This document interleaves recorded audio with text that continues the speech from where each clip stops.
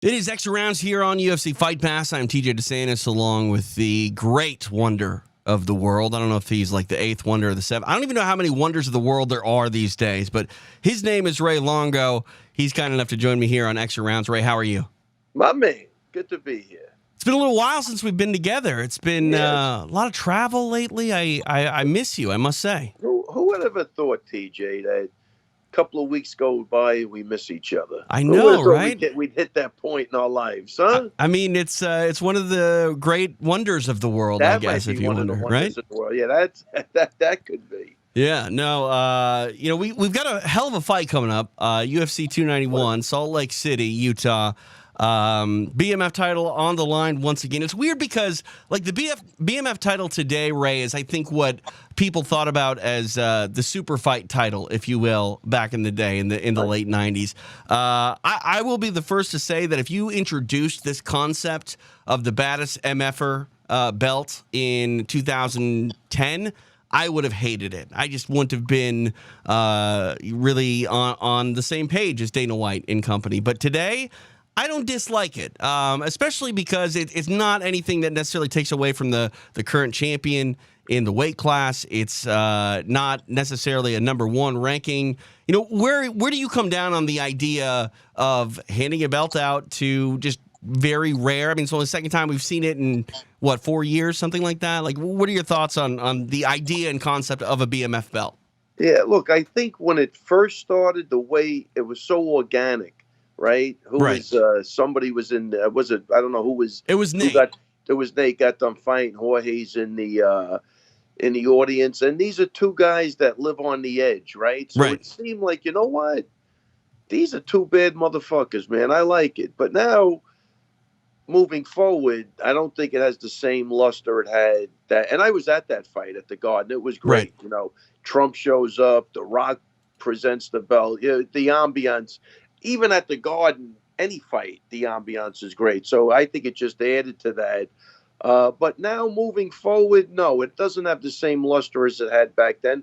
Plus, you got two really, I'm not saying Jorge and Nate aren't nice, but they're really two totally different people. Sure. You know what I mean? They're just really nice people. So I think they should have came up with the most dedicated martial art, there's something. But the baddest, those other two guys would just live in that bad boy life. I think. That's what I felt. I don't know. It is odd to think that if Dustin Poirier wins this belt, he's the baddest MFer and probably the most charitable MFer at the same time. It would almost be like if Wonder Boy won it. We don't want Wonder Boy as the baddest motherfucker. We want him as the nicest, baddest motherfucker. So I think Nate and Jorge were perfect. Sure. Absolutely perfect. Again, I think it was organic. Nobody saw it coming. I think they embraced it, and it was great. Now I don't know. We'll see how it goes. But it's a great fight. That they definitely have. It is. I think this is it's funny because I think the first one was, with Nate and Jorge, like, again, they were two guys that embraced that whole thing. Mm-hmm.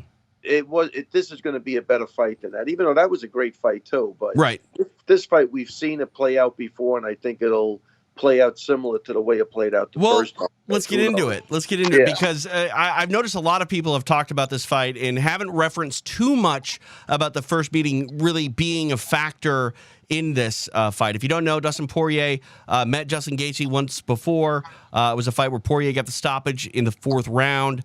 First off, let me start by asking you, Ray, how much do you think these athletes have changed since their first meeting? Okay, let's see. How am I going to answer that? I think obviously you get a little wiser. You learn how to do things a little differently. So I think I want to say they've gotten better. And I'm going to so I think Gaethje's I think why I'm going to pick even Dustin in this fight is he's the more consistent guy. Mm-hmm. Gaethje, though, that last fight with Fiziev, man, he really impressed me. That was a thinking man's fight. That's my favorite Justin Gaethje fight of all time, to be honest with you. I agree with you, 100%, for a variety of reasons. But what I'm getting to is, can that guy be dragged into a a brawl. And I'm going to say if it was a 3-round fight, I'm going with Gaethje, because Sure. I think he's really tough to beat in 3 rounds. The extra 2 rounds, I think the advantage goes to Poirier. I think he could keep throwing, and he's the more consistent guy. He knows what to expect this time. I think it's going to be a similar fight. I think it's going to end 1 round earlier, but that's about it. But I almost feel weird picking against Gaethje, because I really was so impressed with the Fiziev fight. I thought Fiziev, even though he was an up-and-comer, he had a lot of Thai experience, and he really was able to navigate the waters beautifully in that fight. Now, can he do that? Poirier's definitely a longer fighter, a rangier fighter, a more accurate fighter, a more voluminous fighter. So yeah, I don't know, but it's going to be a great fight. But I'm going with Dustin. I don't know if I covered, if I threw you off with anything. No, you did a good job. It actually made me think about this a little bit, because you were talking about the last fight for Gaethje against Fiziev, and like fight IQ was a big deal in that Beautiful fight. I think this fight could come down to fight IQ as well. I wonder if we're not calling the winner of this fight the smartest MFer. There you go. See, I like that. I like that, because I think the smartest guy out of the 2 is winning the fight for sure. And can Gaethje hold to the game plan, or does he go highlight reel cuckoo and just start banging the leg? The answer. Punches. Yeah. But with Fiziev, man, he did pull back the range. He did. So I'm gonna have to give Trevor Whitman a lot of credit, because he had to have been an influence on that. Trevor's a thinking man's coach, right? So, yeah. And I remember the first time Gaethje fought, and I'm going to misquote or misdo something with this, but they were asking Trevor, and he almost started laughing. He goes, "That guy's going to go crazy. I can tell you exactly what's going to happen. He's going to go nuts." And that was at the beginning. Now we're starting to see, I think with the Ferguson fight was the first time we said, well, he's really working behind the jab. Right. Trevor got him calming down. Let's go back. You relax. Remember what happened last fight when we relaxed, so, they've been together forever. I think this one is like a coaching battle also, who could keep their guy reined in. Yeah, that's a good call. I almost feel bad for Trevor Whitman, because he has such a roller coaster of emotions being in the corner of Justin Gaethje, because you know what Gaethje's capable of. He's got a great wrestling background. He's capable of dragging a fight down, bringing it into the floor, grinding on guys, and winning a smart fight, but he just can't help himself. I mean, when you're nicknamed the human highlight, you got to kind of live up to it, and Gaethje definitely does that. Let's take a look at the odds, courtesy of DraftKings real quick, Ray, because the odds, I feel like as we record this, they're probably not settled yet on where they're going to actually finish come fight time. We're recording this on Wednesday. Weigh-ins are Friday. We'll see what both athletes look like then. But minus 145 for Dustin Poirier right now. The comeback on the underdog Gaethje at plus 125. I honestly think that this fight could be even money by the time. And I honestly think, Ray, that the momentum shift, if you're someone that looks to bet this fight live, who knows what this line is going to look like over the course of a potential 25 minutes. I think you're going to see big swings back and forth. And it's hard to have a fight on paper be as hyped up as this and have it live up to the expectations. Yeah. But if 2 guys are going to do it, it's Dustin Poirier and Justin Gaethje. I mean, look, he's already taken the best of what Gaethje had to offer when he was younger. So I think Gaethje's got to really switch it up. And you got to think that Gaethje's matured, right? A good amount since then. Yeah, based on last fight. Yeah. It's I go back. I'm thinking they just had the clip with him and Chandler. Chandler's hands are down at his ass, and he throws like a front kick without setting up, and Gaethje just clocks him right in the head. It's like, I don't know, Poirier's going to fight a smart fight. Yeah, I mean, Poirier's a much more technical fighter. Not that he doesn't like a good brawl himself. He's not afraid of a good fist fight, but yeah, I'm with you, Ray. Gun to my head, if I had to make a pick, I think that the smart money is on Dustin Poirier, but never say never. Yeah, and I do think Gaethje is very technical, but he chooses entertainment over technicality. Right, yeah. A lot of times, man. Like, he could get a win without making Trevor Whitman go into cardiac arrest, but what's the Yeah. fun in that? Yeah. Um, I don't know. It's gonna be. I'm excited for the fight, though. so it sounds like you're picking Poirier, though, by finish in round number 3? Yeah, I'm gonna go. It's gonna go a little quicker this time, All right. but it could be I don't know. We'll see what happens. I don't know. Yeah, I'm gonna go with round number 3. All right, I like it. Let's quick hit on the co-main event. You got your former UFC light heavyweight champion Jan Blachowicz taking on the former middleweight king, moving up to 205 pounds in Alex Pereira. The Brazilian minus 110. He is the underdog to the minus 120. Jan Blachowicz. This is a pick'em fight for all intents and purposes. You know, I'm really curious to see what Alex Pereira looks like at 205 pounds. You know, he's talked about the weight cut at 185 being really hard on him. He's going to have more power. Blachowicz, I mean, he didn't look amazing in the Ankalaev fight, which ended in a very anticlimactic draw. I think the odds makers aren't off on having this be a pick'em fight, but for Alex Pereira, I think the pickings are ripe, if you will, for him to really make himself a commodity at 205 pounds by taking out a former champion. I do think he gets it done, Ray. Your thoughts on Blachowicz and Pereira? Oh, I mean, I love Alex Pereira. I really do. I just think it's going to be similar to like the Izzy fight, where he knows he's got to get the fight to the floor, and Izzy's. I think that fight goes to the floor. This guy's never getting back up. Every time it goes down, I just can't see that based on the Izzy fight. I don't know if you could correct those type of things in a short period of time, but yeah, I think it's a pick'em, and I hate to do this too. I'm leaning towards Jan on this fight. All right, I just think he's going to fight an MMA fight, and he's not going to stand up to. He's not gonna take too many risks, but he can hit too, man. Right. He's got power also. Wait. I'm sorry, TJ. I hate to interrupt you. No, you're good. You're good. One big factor is it was only a couple of months ago that the guy was brutally knocked out. That's true. I mean, he was we're talking down for April? He was down for a while. Yeah, I don't. Yeah. What could it be 4 months, 3 months? Yeah, it's that yeah. can't be good. That's true. That's a great point. He didn't get it wasn't even like Izzy, where Izzy was still stumbling, trying to fight back. This guy went out. Yeah, he was out. He woke up and didn't know what had happened. I mean, he lost some time. Yeah. Oh, yeah. So I think that can't be overlooked. Yeah. As a problem. And it's not like Jan can't hit you. So sure. We did the rock hold. And I just don't think that you're going to see an aggressive Blachowicz that way. I think you're going to see Jan try to fight a similar fight to what he did against Israel Adesanya. Yeah, right. But on the ground, though, if the other guy's not squared away, I think his ground and pound will be vicious. True. That is true. We're going to have some answers, I think, regarding Alex Pereira's ability on the floor. And that's one thing that you got to say about him. He rose so quickly through the ranks to championship status that there still are questions about his game when it comes to grappling. And, if you're going to have anybody tested, former champion in Blachowicz is definitely that guy.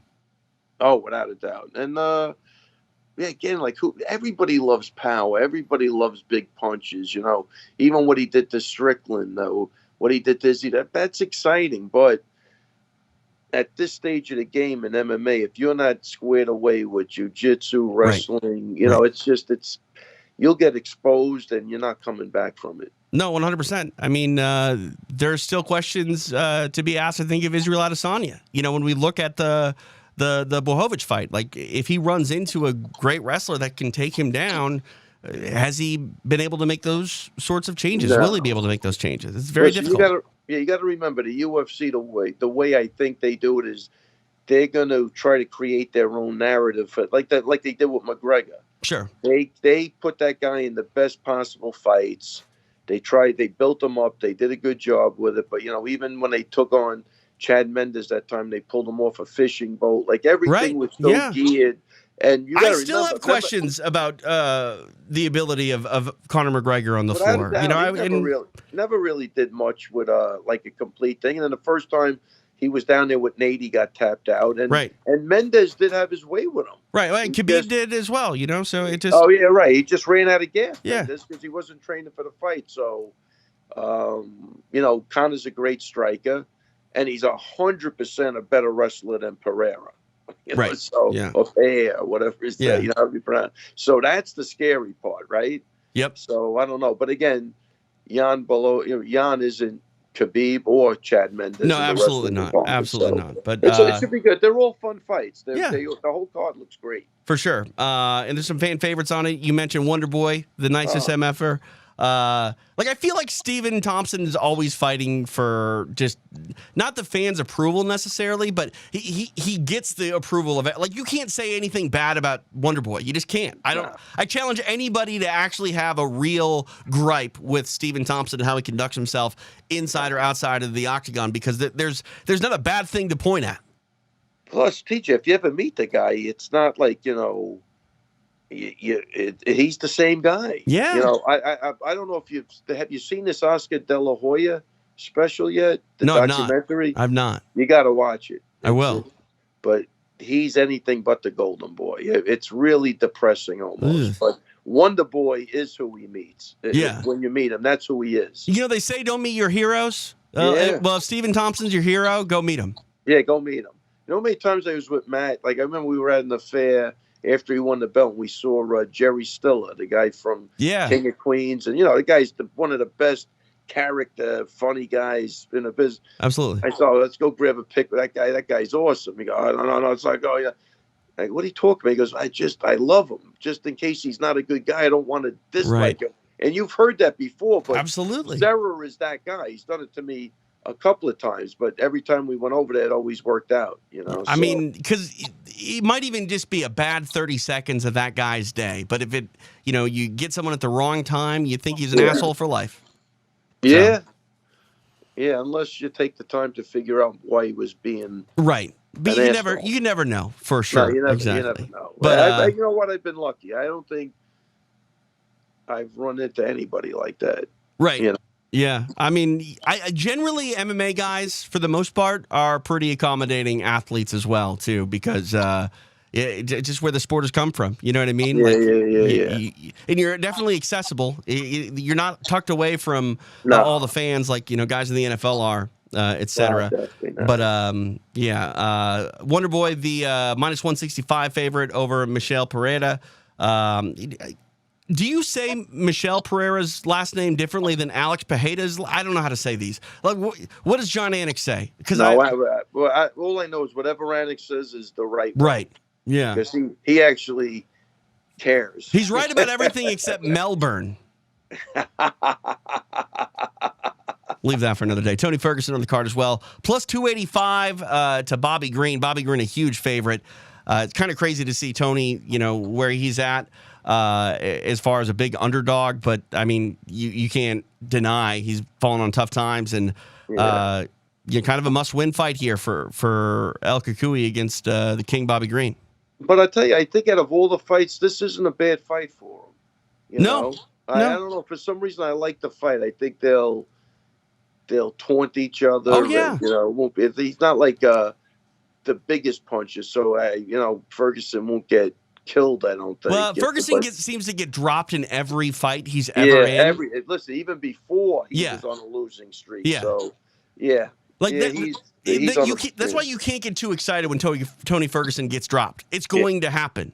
Yeah. Now it's different, though. Right. Absolutely. Absolutely. I mean, because he's been floored a couple times. It's not just been dropped. He's been floored. He was like a cat. He ran out of lives, though, I believe. Yeah. Well, we'll see if he's got another one up his sleeve coming up Saturday night. Kicking off the main card, phenomenal fight here. Two of my favorite personalities in the game. Michael Chiesa taking on Kevin Holland. Kevin Holland loves to talk during fights. Michael Chiesa is one of my favorite personalities in the game. Kevin Holland minus 145 favorite. Come back on Chiesa plus 125. Man, this is a great card. I'm going to be down in Mexico, Ray. I'm actually going to be calling a different MMA fight during this. I'm not going to lie. I'm going to have the pay-per-view up on my phone for sure. No, you got to watch this. There's going to be. I'm telling you, they're all very interesting and intriguing matchups. And I don't know, I'm a junkie. I'll watch anything. I mean, you have to. This is a good card, though. This is really, really a great card. Yeah, and if you need a little more skin in the game and you're not just a junkie like Ray, well, DraftKings is the place you want to go. DraftKings Sportsbook is the official sports betting partner of the UFC. New customers can bet just $5 and win $150 in bonus bets instantly. Download the app, use code FIGhtPass, and get in on the action today. That does it for us, Ray. It's the reunion was cut a little bit short, unfortunately. But I'm getting on a plane to go down to Mexico. I got combat jiu-jitsu coming up on Sunday, which people can watch on UFC Fight Pass. But yeah, I'm going to be back in your Zoom window before too long, I'm sure, talking about a whole bunch of stuff we got going on in August. And we can't go this long without talking to one another again, Ray, because this was like a drought. Well, they say distance makes the heart grow fonder, which is very true. That's why I've been married now for 13 years. I just stay on the road. My wife misses me. But I don't like not talking fights with you, Ray. So we're going to have to make sure we get back at it. Let's do it. And I got a guy fighting. I think I'm in Vegas again. I got a guy on the Contender Series, and I go right to Boston. So we got a lot of stuff to talk about in the next couple of weeks. Well, I'm going to be in Boston as well, so maybe I can get you for like 5 minutes. Just I'll buy you a Coke or something. Thursday's the day. Sounds good, Ray. I'll hit you up Thursday. I got the Contender Series Tuesday night. I'm going to fly home Wednesday and then drive up to Boston. This is nuts. Yeah, that is nuts. That's like a cross-country flight and driving to Boston. That's a heck of a drive, no? I'm going to take the ferry over. No, I'll be about 3 hours. That's not that bad, I guess. Yeah, it'd be good. I think it's going to be a good time. All right, Ray. We'll enjoy the fights on Saturday, and I'm sure we'll be chatting real soon. Talk to you soon, TJ. Great talking to you.